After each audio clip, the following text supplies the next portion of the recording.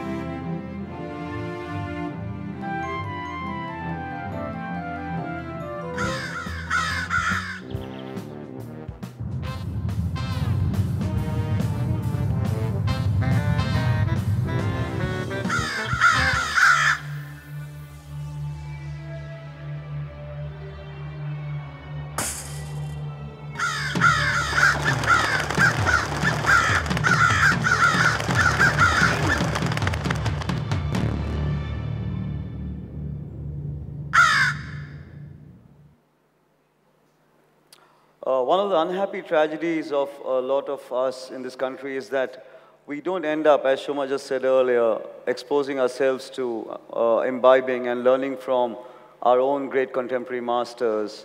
The first time Ratan Thiyam's name came up in the discussions at the Think Secretariat was many months ago, and our first impulse, a very strong impulse, was how can we get him to somehow perform one of his great plays, even if in some kind of abbreviated form, so that audiences like this, which should be completely conversant with his work, get a chance to see the power and beauty of his work. I'm ashamed to say that even someone like me, who's been aware of Ratan Thiyam for the last 2 decades of my life and of the immense contribution he's made to theatre, has actually not seen any of his plays yet. And yet you read about them all the time, you know the work he's doing, and you know that the work is traveling across the world. Today, Ratan's work is seen as some of the finest theatre work, groundbreaking theatre work that's being done out of this country and across the world. I'm hoping that post this conversation, the next time you hear that Ratan Thiyam is staging anything in the city you live in, you will reach for the phone, get yourself the tickets, and be there to see what he has to show you, because he is truly one of India's great modern masters.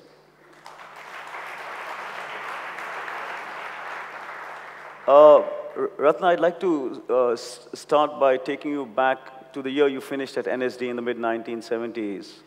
I would imagine that clearly at that point you would have had a choice of staying on in Delhi and building a career in either theatre or cinema in the mainland of India, where the real attention is, where the money is, where the glamour is, or a very poor second choice, go back to Manipur and pretty much struggle in a forgotten, faraway part of the country. You made the choice, you went back to Manipur. What dictated that choice? Tarun, my problem has been always that till today is that I don't know what is theatre. Let's see.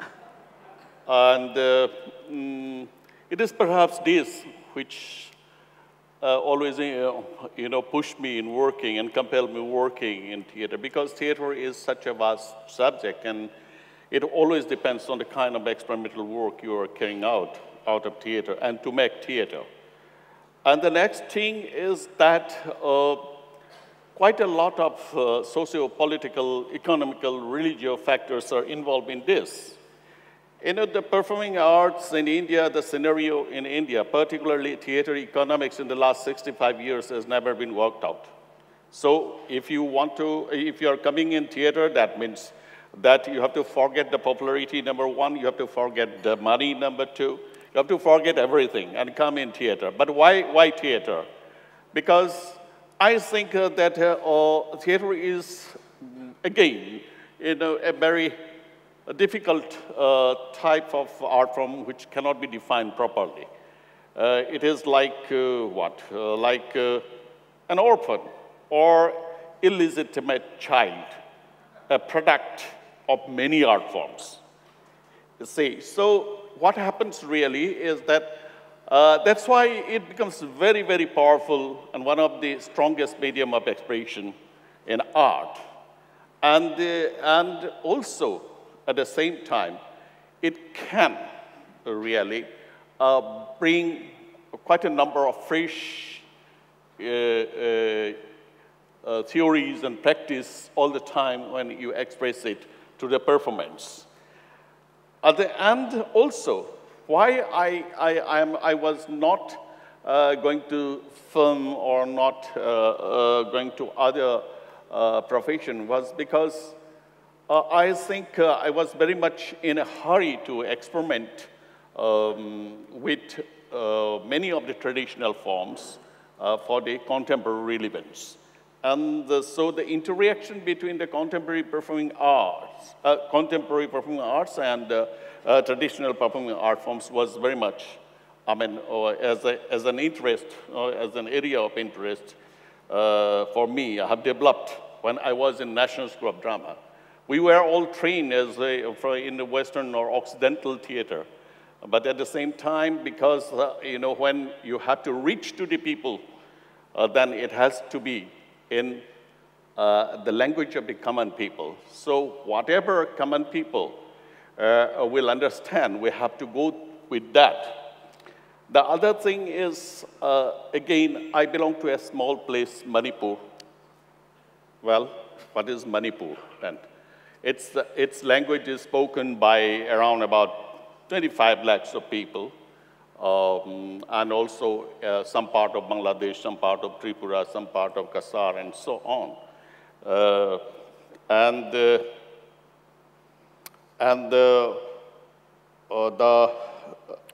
Manipur is a place where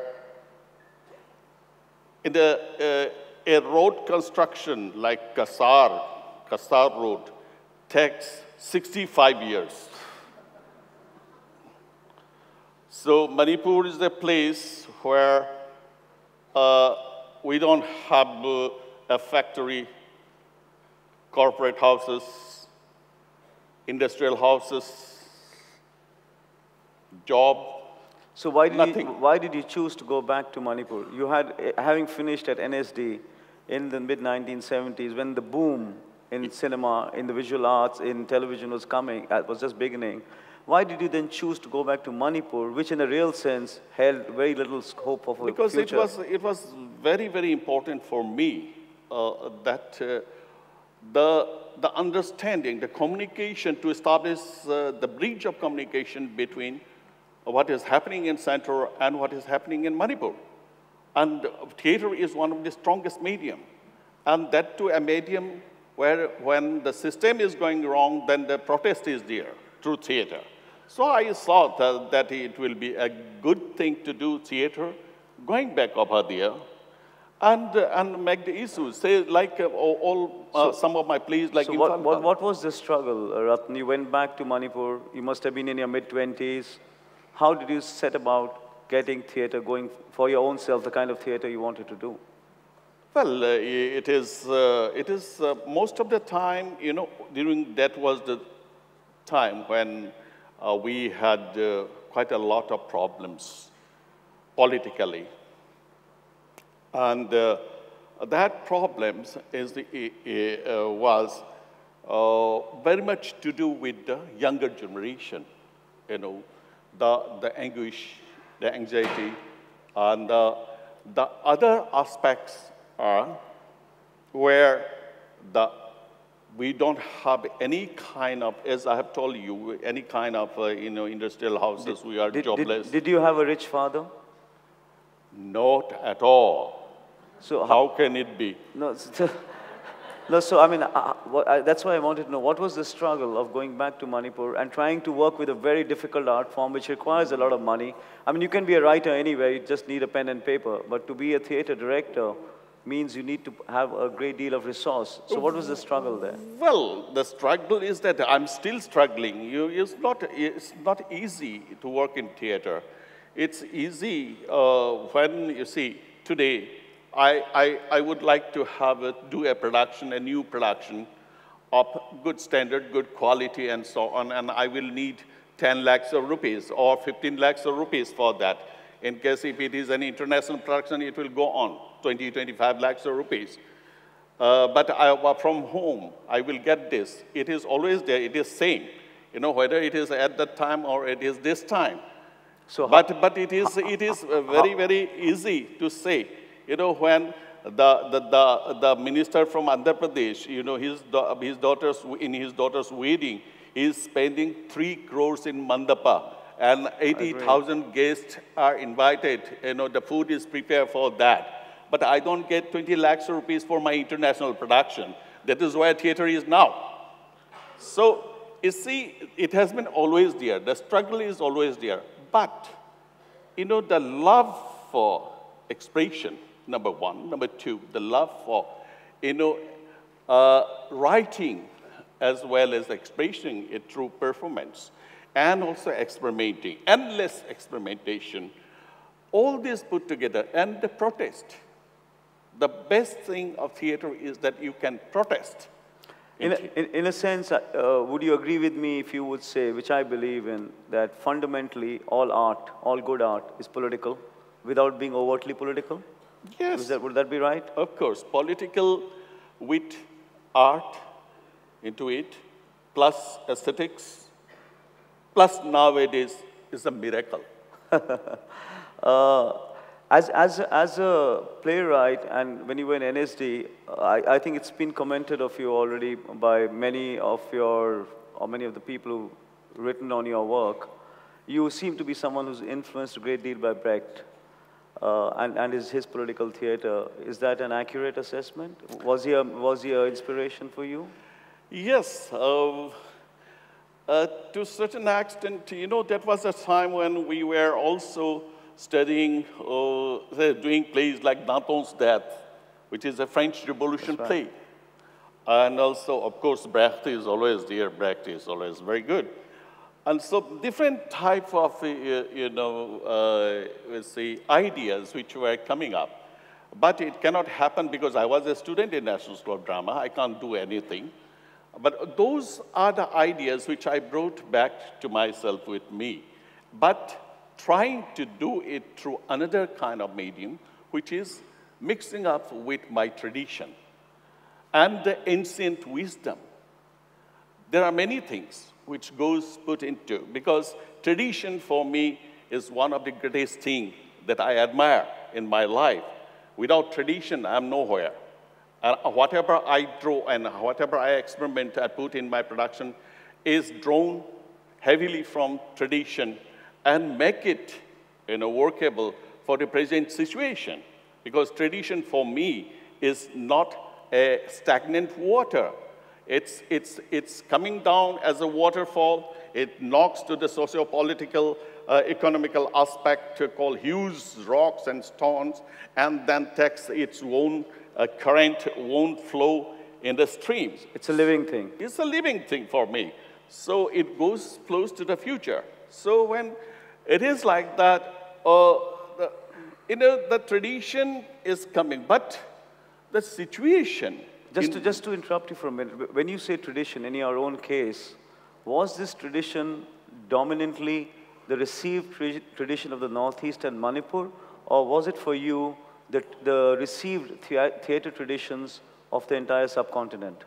Oh, many, many traditions. It's not only one that one has to study, because it's a vast thing. Whether you are studying the tradition of the classical Sanskrit theater, or it is no theater, or it is kabuki, or in that case, anything which is coming out in our tradition in India, everywhere, I used to travel quite a lot. Out of ignorance, I ask, what was Manipuri theatre before Ratan Thiyam happened to it? Was there something called Manipuri theatre? Many interesting things were happening in Manipur.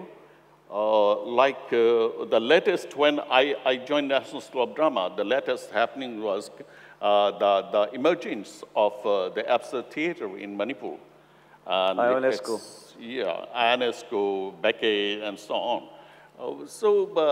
In Manipur, theatre is very active from the very beginning. But on the other hand, it has also the vast tradition and very powerful tradition of Parsi theatre at that time. So there was a small group coming up with new ideas, modern theatre. But the standing halls over there were doing their own Parsi theatre. At which point did you begin to marry the incredible martial arts traditions of Manipur into your theatre?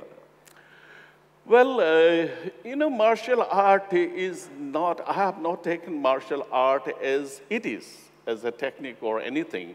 Martial art of Manipur is one of the best exercise, spiritual exercise, for a journey, or make it more flexible mentally and physically. So, because the tradition of martial art is not like Roman gladiators. In Roman situation, they will fight each other and kill each other. But in Manipuri martial art, it is not that.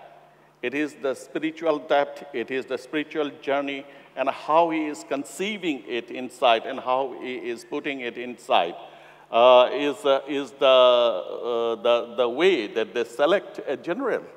It is not that the general can kill many people. It's not like that, but it is the depth. It is the control.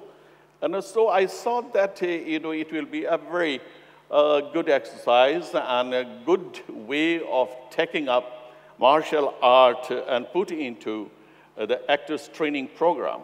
So that was a very gradual process. It took quite a lot of time, but has proved a great success. But it proved to be very good after in most of the performances when actors were trained, because actors all the time has to be very flexible.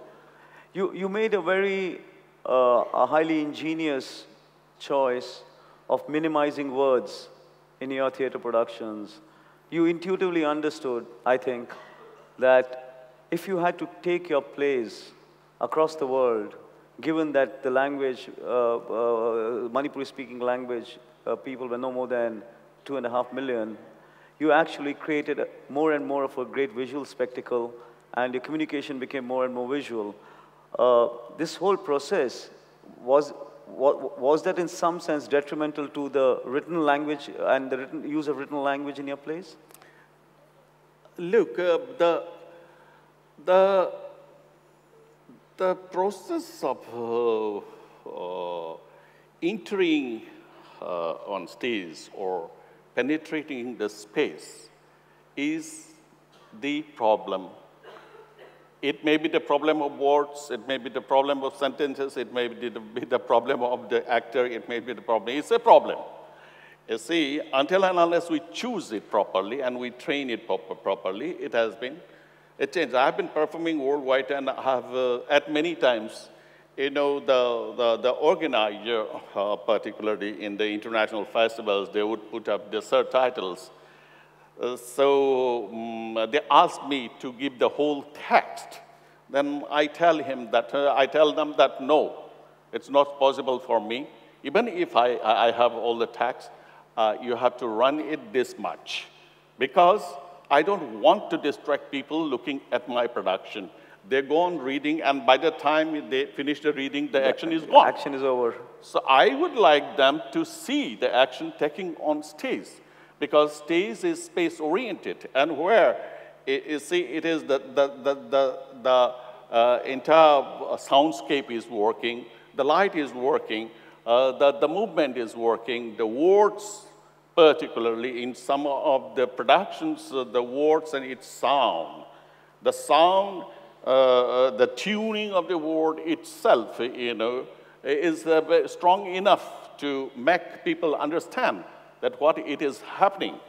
It is true that he may not go so deeply when he may not be able to go so deeper, but I feel that a performance is a performance. You look at the running commentary from the very beginning, like in an Ibsen text, if you put up when we did awaken, the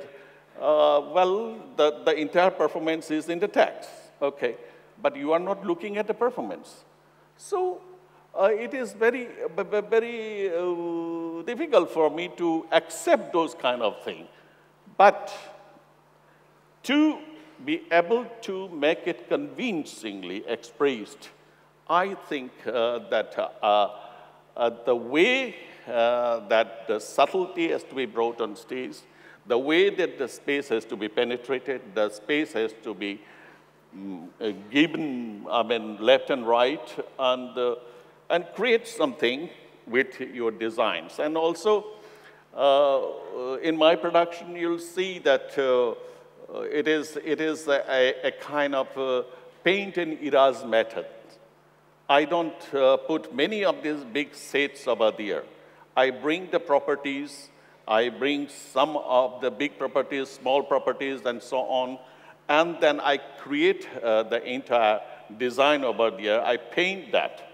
And from the very beginning, I've been painting and painting. I erase it, I paint it, I erase it, but the layer thickens on the canvas. So mentally, one is also looking at ideas. He is also getting the ideas from the very beginning. And then at the end, and the finale, you have quite a lot of ideas in that. And at the same time, it is very important for me that I don't want anybody to advise anybody, to give an advice. I'm not a school teacher who will advise to the children. That's not the purpose of art. So that's not the purpose it is the discussion that I'm carrying out to them. Discussion through colors, discussion through movements, discussion through words, sometimes discussion through tonal quality, discussion through the sound. Your theater has been very political, and in the finest way that art can be political, not overtly, not didactically, not prescriptively. Do you think the politics of protest that your theater has imbued in a deep soul sense, has it made a difference in Manipur society, Manipur culture, Manipur politics? You see, it is very difficult to talk that, because the society is all the time changing.